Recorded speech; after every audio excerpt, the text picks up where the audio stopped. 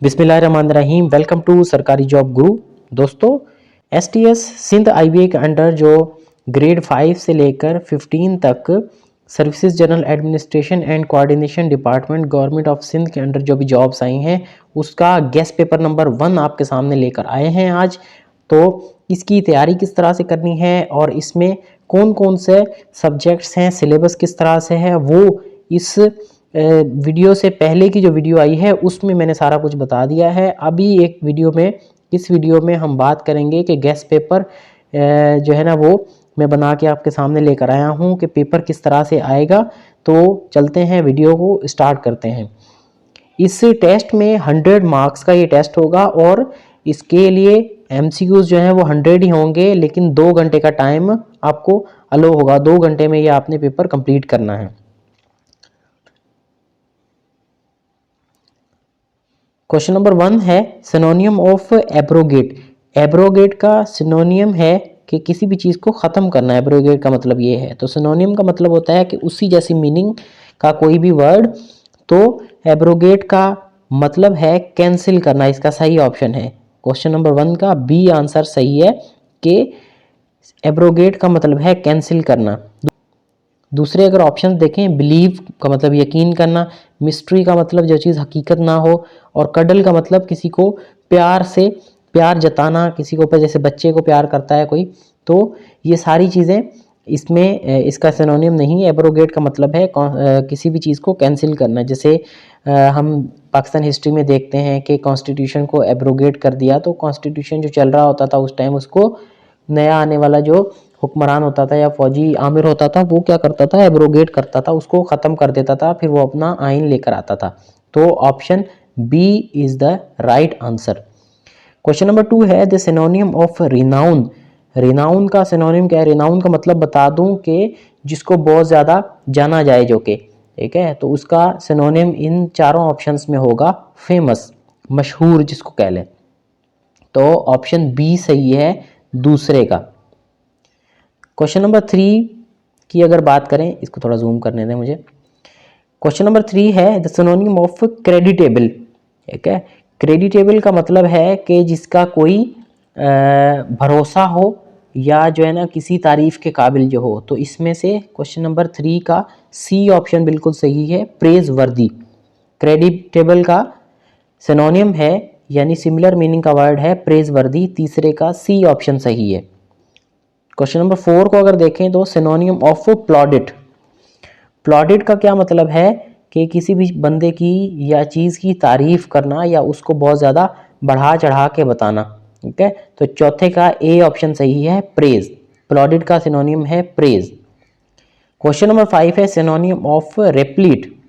ठीक है, रेप्लीट का क्या मतलब है? रेप्लीट का मतलब है कि कोई भी चीज़ किसी एक आंसर से यानी वो बहुत ज़्यादा हो उसमें। तो रेप्लीट का फुल जो है ना वो सही ऑप्शन है कि ए ऑप्शन, यानी कि रेप्लीट का सिनोनिम है फुल यानी भरा हुआ। छठे का एंटोनाइम ऑफ प्रीसीडिंग।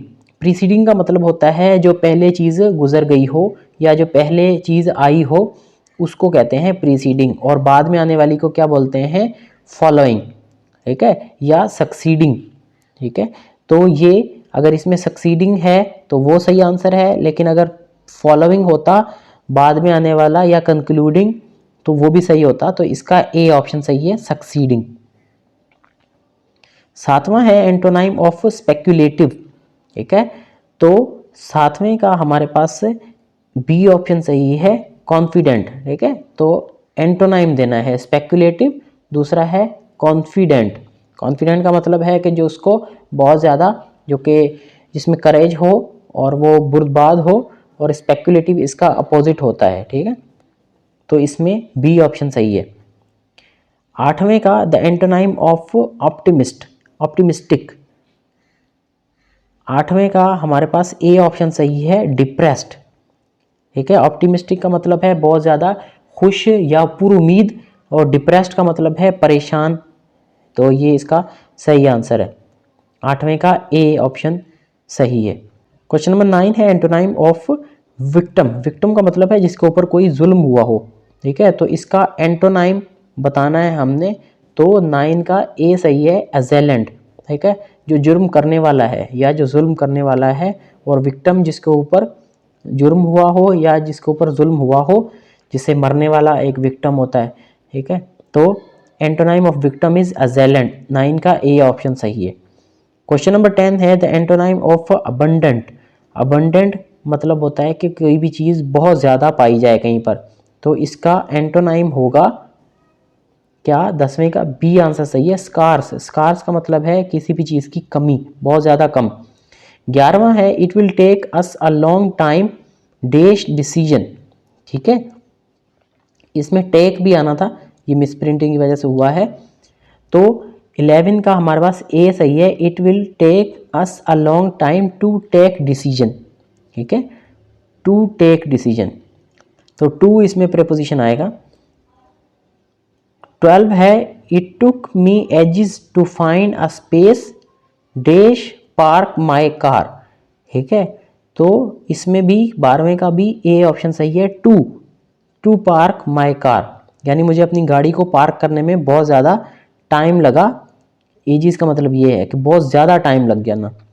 13th का the neighbours complaint dash loud music, 13th का हमारे पास डी ऑप्शन सही है, the neighbours complaint about loud music, जो नेबर्स थे, पड़ोसी थे, उन्होंने हमारे तेज़ गाने बजाने से जो है ना उसकी कंप्लेन की, तो अबाउट इसका सही आंसर है। क्वेश्चन नंबर 14 है the quality of mangoes dash not good, 14 का सी ऑप्शन सही है, the quality of mangoes was not good. अब इसमें क्या है, इसमें वर्ब और सब्जेक्ट का एग्रीमेंट है, ठीक है, यानी द क्वालिटी ऑफ मैंगोज, इसमें वर नहीं आएगा या आर नहीं आएगा, क्योंकि मैंगोज प्लूरल है, इसके साथ इसका कोई ताल्लुक नहीं है, ताल्लुक है क्वालिटी के साथ, यानी सब्जेक्ट जो है उसका एग्रीमेंट होना चाहिए वर्ब के साथ, हेल्पिंग वर्ब के साथ।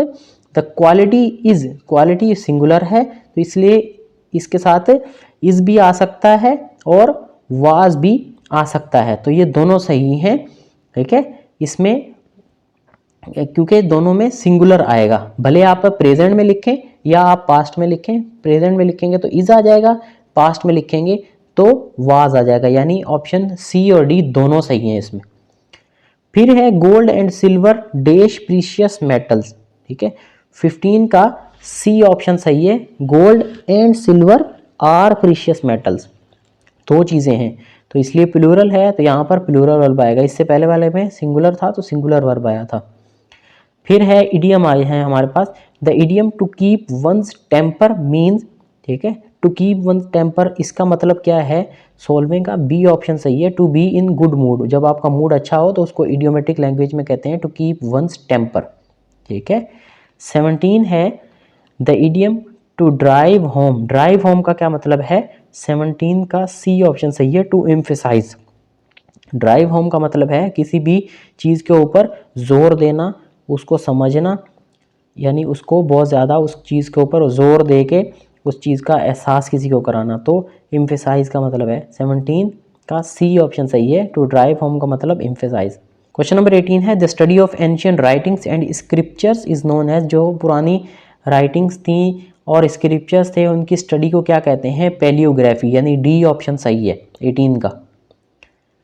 19 है चेंज द नरेशन, ये डायरेक्ट इनडायरेक्ट का क्वेश्चन है, तो she said I would not be the victim, ये पास्ट टेंस का है और पास्ट में I would not be the victim, ठीक है, यानी अगर बाहर के जो शी सेड है ये पास्ट में है तो मतलब अंदर वाले का टेंस चेंज होगा अपने ही पास्ट में, तो शी सेड 19 का हमारे पास ए अगर देखें तो she said that I would not be the victim, ठीक है, I would not be the victim. फिर है शी सेड, इसमें आई को उसने चेंज नहीं किया, ठीक है, इसके साथ शी आना चाहिए था, तो आई यहाँ पर गलत आ गया, ये पहला ऑप्शन गलत हो गया। बी है she said that she will not be the victim, यहाँ पर इसने विल लगा दिया तो ये विल की वजह से गलत हो गया। सी है she said that she would not be the victim, तो ये आंसर जो है ना सी आंसर सही लग रहा है, लेकिन इससे पहले डी को भी पढ़ते हैं। She said that she would not be the wood not being the victim, तो बीइंग इसमें आएगा ही नहीं, इसलिए ऑप्शन सी हमारे भी फेवर में है, she said that she would not be the victim. अब डायरेक्ट इनडायरेक्ट के पढ़ने के लिए आपको सेपरेट एक वीडियो चाहिए जिसमें कंप्लीट मैं आपको समझाऊंगा कि डायरेक्ट इनडायरेक्ट को किस तरह से सॉल्व करते हैं, किस तरह से कन्वर्ट करते हैं। तो राइट नाउ 19 का सी ऑप्शन आप समझें, जिनको ये आता है तो इसको टाइम वेस्ट किए बगैर नेक्स्ट चलते हैं। बाकी डायरेक्ट इनडायरेक्ट के लिए आप अलग से देख सकते हैं वीडियो, वो भी मैं आपको इसके बारे में बता दूंगा। क्वेश्चन नंबर 22 है Panama canal links Pacific Ocean and dash ocean. Panama canal जो है वो कौन से दो ओशंस को कनेक्ट करती है? वो पैसिफिक ओशन और अटलांटिक ओशन को करती है। 22 का बी सही है। Question number 23 Bala Hisar fort is situated at. Bala Hisar fort जो है वो कहाँ पर है? वो है पिशावर में, तो डी ऑप्शन सही है। The most abundant element in human body. इंसानी जिस्म में जो सबसे ज़्यादा एलिमेंट पाया जाता है वो है कैल्शियम, तो ए ऑप्शन सही है। Question number 25 world's largest computer software industry is at Bangalore. India में है, तो 25 का सी ऑप्शन सही है। 26 का largest lake in the world. दुनिया की सबसे बड़ी लेक जो है वो है कैस्पियन सी। ये है तो सी, लेकिन इसको दुनिया की सबसे बड़ी लेक का दर्जा हासिल है। 27 malaria affects dash part of human body, तो 27 का डी ऑप्शन सही है, spleen. Red house of Alexandria is among the 7 wonders of world. ये दुनिया के 7 अजूबों में से एक है रेड हाउस ऑफ अलेक्जेंड्रिया। तो ये कहाँ पर है? तो नाम से पता चल रहा है अलेक्जेंड्रिया जो मिस्र का शहर है, इजिप्ट, यानी 28 का बी ऑप्शन सही है।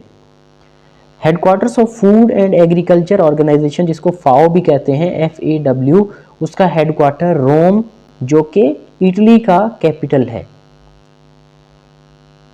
First space satellite launched by USA on 12 अप्रैल 1981। तो पहली जो स्पेस सैटेलाइट अमेरिका ने लॉन्च की थी वो थी कोलंबिया, यानी बी ऑप्शन इसका सही है। Who invented printing press. Printing press किसने इन्वेंट की थी? 31 का ए सही है, जोहान गुटेनबर्ग। 32 है lower house of parliament of Pakistan is known as. Pakistan के पार्लियामेंट का जो लोअर हाउस है उसका क्या नाम है? General assembly. ठीक है। फिर है 33 term of senate member. Pakistan के सेनेट का जो मेंबर्स हैं उनकी एक टर्म की लेंथ कितनी है? वो 6 साल के लिए जो है ना मुंतखब होते हैं। 33 का बी सही है। फिर है 34 1 horse power is equal to. 34 का डी ऑप्शन सही है, 746 वाट। ठीक है। 35 है find the odd man out. इन सब में जो है ना ये नंबर्स जो दिए हुए हैं, ऑड मैन आउट का मतलब ये होता है कि जो भी लिस्ट दी हुई है इसमें बाकी सारे जो है ना वो किसी एक प्रॉपर्टी पर बेस्ड हैं, लेकिन एक नंबर ऐसा है या एक चीज़ ऐसी है जो बाकियों से मुख्तलिफ है, तो वो 1 2 1 5 7 11 13 17 ये सारे ऑड नंबर्स हैं और ये सारे प्राइम नंबर्स भी हैं। ठीक है, जो अपने और 1 से सिर्फ डिवाइड होते हैं। तो बाकी जो 12 है वो इवन नंबर भी है और कंपोजिट नंबर भी है, वो प्राइम नंबर भी नहीं है। तो इसलिए 12 का सही आंसर है। 35 का बी आंसर सही है। What is the arithmetic mean of integers from 1 to 100 inclusive. 1 से लेके 100 तक जो नंबर हैं उनका अर्थमेटिक मीन कितना है? वो है इसका इस तरह से निकलेगा कि 1 को 100 में प्लस करेंगे तो 101 बन जाएगा। अब ये दो नंबर्स हैं, एक 1 है और दूसरा 100 है, तो इन दोनों को प्लस करके हमने 2 से डिवाइड करना है, 2 से तकसीम करना है। 101 को 2 में तकसीम करेंगे यानी इसके 2 हिस्से करेंगे तो 50.5 इसका सही आंसर आएगा।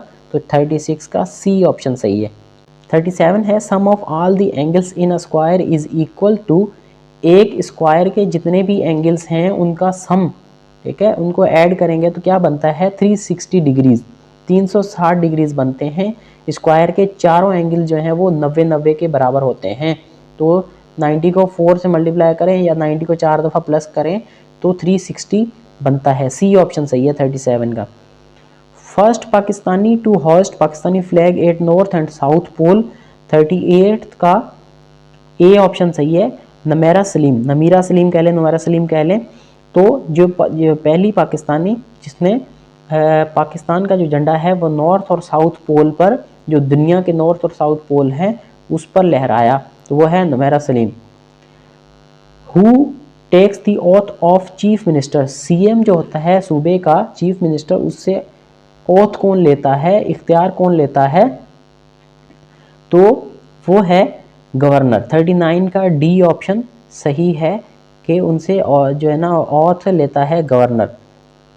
40 other name of vitamin C. Vitamin C का एक और नाम भी है जो कि है एस्कॉर्बिक एसिड। 40 का डी ऑप्शन सही है। 41 विच प्रॉफिट इज़ नोन एज आदम सानी। किसको आदम सानी कहा जाता है? 41 को का ए ऑप्शन सही है। हज़रत नूह अलैहिस्सलाम जो है उसको आदम सानी कहा जाता है। 42 है first person of Medina to embrace Islam. Medina का पहला शख्स जिसने इस्लाम को कबूल किया वो था। 42 का बी सही है, हज़रत सवाद बिनते अल समात रज़ी अल्लाह ताला अन्हा। 43 है who met prophet Muhammad at first sky during Miraj. Miraj के दौरान जब हुज़ूर सल्लल्लाहु अलैहि वसल्लम सातों आसमान जो है ना वो उन पे एक एक नबी उनको मिले थे, तो पहले जो आसमान है उस पर कौन मिला था? उस पर हज़रत आदम अलैहिस्सलाम उनसे मिले थे। तो बी ऑप्शन इसका सही है, हज़रत आदम। फिर 44 है हु एडिड द वर्ड्स अस्सलातु खैरुम मिनन नौम। अजान में जो होता है, फजर की अजान में जो इस्तेमाल करते हैं अस्सलातु खैरुम मिनन नौम, ये कौन से दौर में, कौन से खलीफा के दौर में शामिल किए गए थे अजान में? ये हज़रत उमर के दौर में इस्तेमाल ऐड किए गए थे अजान के अंदर। 45 है the police force was set up during the caliphate of. इसका भी सही आंसर है हज़रत उमर रज़ी अल्लाह ताला अन्हु। 45 का बी ऑप्शन सही है। Who was the commander of infidels in the battle of Badr. Badr की लड़ाई जो थी उसमें कुफ़ार का जो सरबराह था वो कौन था? 46 का बी ऑप्शन सही है, Abu Jahl. Who is the father of computer. Computer के फादर का जो लक़ब है वो किसको दिया गया है? 47 का बी सही है, Charles Babbage. 48 who is the father of internet. Internet का जो बानी है या फादर है वो किसको दिया गया है? 48 का भी बी आंसर सही है, windsurf. 49 object on the slide, objects on the slide that hold text are called dash. ठीक है, ये कंप्यूटर से रिलेटेड है। Objects on the slide that hold text are called. 49 का बी ऑप्शन सही है, प्लेस होल्डर। ठीक है, इस ऑब्जेक्ट को कहते हैं जहां पर टेक्स्ट लिखा जाता है वर्ड में, तो उसको प्लेस होल्डर कहा जाता है, यानी बी ऑप्शन सही है। 50 है 1 kilobyte is equal to. 1 kilobyte या 1 केबी में कितने बाइट्स होते हैं? तो 1 किलोबाइट में 1024 बाइट्स होते हैं। यहाँ पे मिस्टेक है राइटिंग की, बिट्स लिखा हुआ है क्वेश्चन नंबर 50 के बी आंसर में, तो 1024 बाइट्स होते हैं, BYTE। तो ये 50 क्वेश्चंस मैंने गेस्ट पेपर 1 के डिस्कस किए हैं। बाकी 50 क्वेश्चन नेक्स्ट वीडियो में इंशाल्लाह कल लेकर आएंगे आपके लिए। तो फिल वक्त इतना ही। STS की बुक भी कंपाइल हो रही है, जिस तरह से हमने टाउन ऑफिसर की बुक बहुत से लोगों को भेजी है, बहुत से लोगों ने ये ख़रीदी है, उसके लेक्चर्स भी साथ साथ चल रहे हैं। गेस्ट पेपर में और भी बनाऊंगा, तो ये इसके साथ साथ STS के गेस्ट पेपर भी साथ में चलाएंगे ताकि आपकी बहुत अच्छी तैयारी हो सके। तो इस वीडियो को ज़्यादा से ज़्यादा शेयर करें, और आपका अगर कोई कंसर्न है तो वो भी आप हमसे शेयर कर सकते हैं। Thank you.